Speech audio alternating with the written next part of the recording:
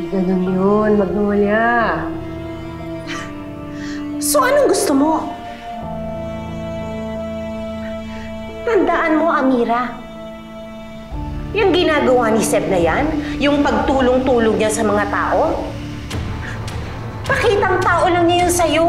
Ginagawa lang niya yun para magpa-PR sa'yo. Tandaan mo, wala sa bukabularyo ng mga tera ang pagbabago. At isa pa, gusto ko din ipaalala sa'yo, Amira,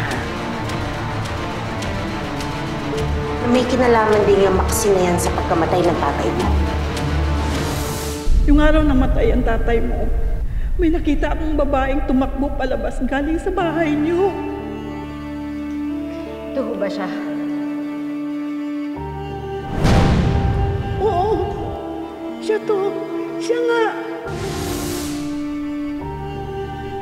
Di ba?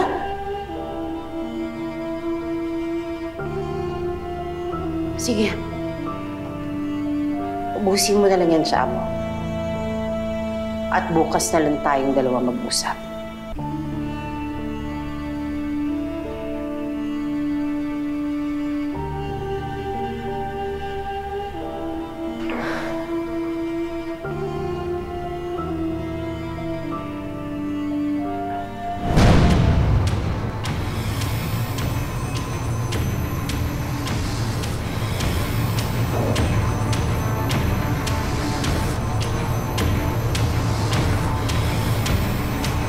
Amira,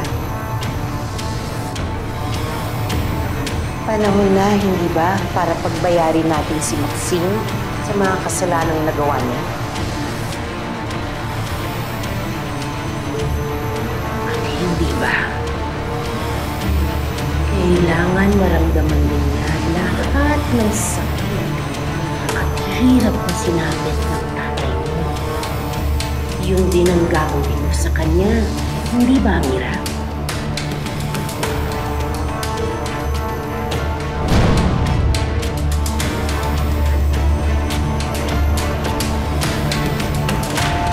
Susunod lang si Maxine sa gagawin kong to, Magnolia.